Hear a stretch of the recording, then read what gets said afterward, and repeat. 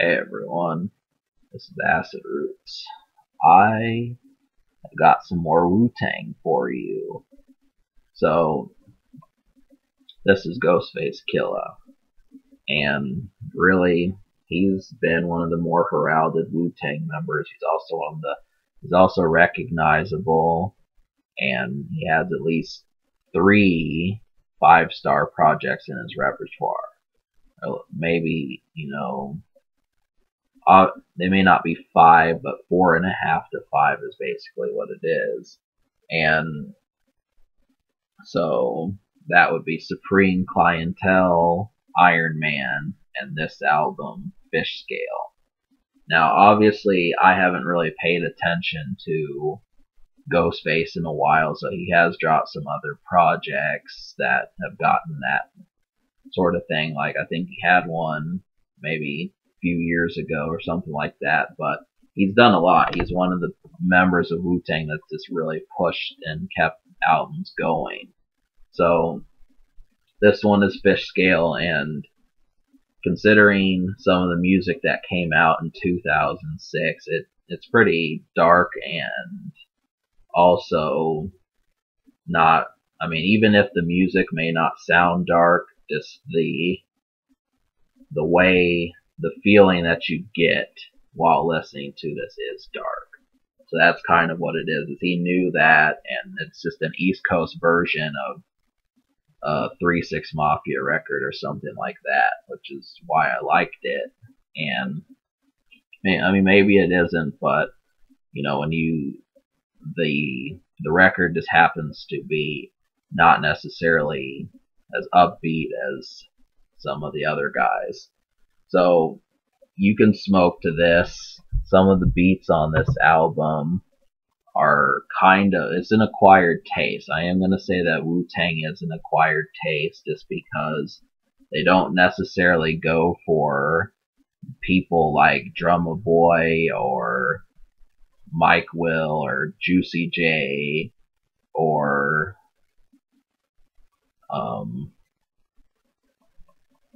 some of these other guys, Dr. Dre even. They don't really go for producers like that. They just happen to pick a different sort of sound. But some of the songs you can smoke to is The Champ, Ragu, Be Easy, Clips of Doom, Jellyfish, Mama, 3 Bricks, Back Like That. These are some good ones. And I guess I could emphasize a couple of them just so you know. I really would recommend smoking to Clips of Doom. That one's a good one to smoke to. Jellyfish is another good one. 9 Milli Bros is a good one that has some of the Wu-Tang on there. The Champ, kind of. That one's a little bit, seems as if you're going places. Shaky Dog is kind of one. These are just some, but Clips of Doom is definitely the first song I'd go to smoke. So production is handled, like I said, it's different. So I really like Clips of Doom just because it sounded like a swarm of bees or something. Just something that really had this felt like a plague or an infestation or something. Jellyfish kind of sounded like it was murky. Back Like That's the most commercial song on this album.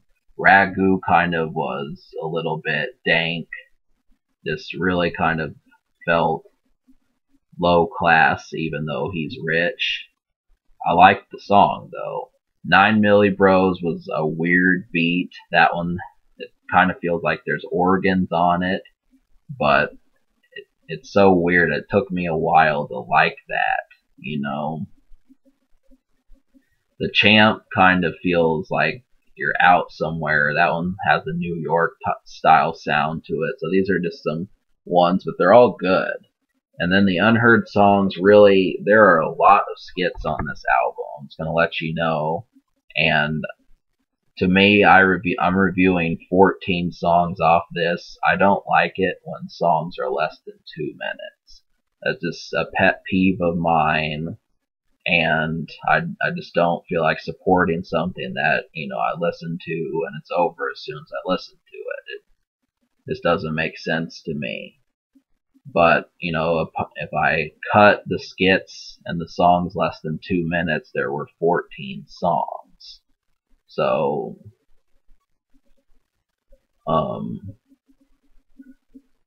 yeah, so and out of those 14, I like 10 of them. So I'll list the ones: Back Like That, Be Easy, Clips of Doom, Jellyfish, Mama, 3 Bricks, which has a big verse on there, Ragu, 9 Milli Brothers, The Champ, and Shaky Dog. Now, I'm just letting you know, some of these will try your patience a little bit. You may not like them right off the bat, but just give it time. Shaky Dog, The Champ, and Be Easy are the ones that I see the most people having the most problems with, and possibly 9 Milli Bros. But I like The Champ just because that one's good, but Shaky Dog, Be Easy are kind of harder ones to get into.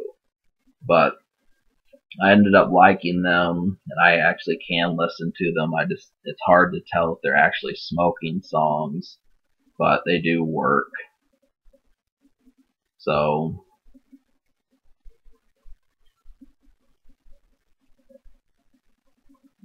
there was some stuff that came out 2006. I would check out Young Jock if you're looking for something not as, dense. And also, there were just tons of people. Jay-Z dropped some stuff. Lil Wayne dropped some stuff. There just was plenty. I recommend this CD, and I'm going to give it, because I like 10 out of 14. I'm going to give it, I guess, like a 9.5.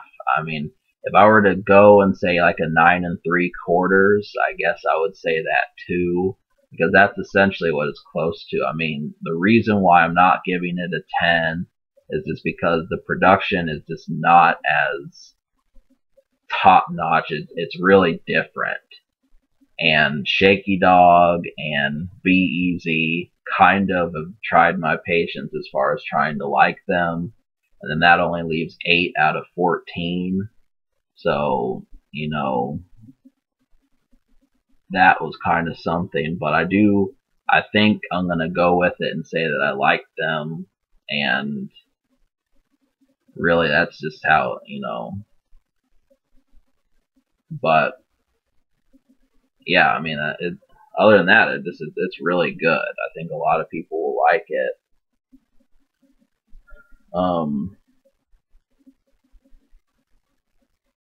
So the future, I mean, Ghostface is dropping an album in July, and I've looked that up, and so you just have to check that out. Is this album social? I'm going to give it a 7 social, just because not everyone is going to be won over. It is Wu-Tang and people should like it, but there's just no song that's like a cut for smoking, a cut for driving, dancing, one song for romance or women. And it's a very thematic album, and it's as if Ghostface doesn't have time for any of the things that people do when they're not working. So that was kind of a problem. But the beats are good. If you just ignore more of the messages in the song, you'll probably have a better time. That's why I gave it a 7.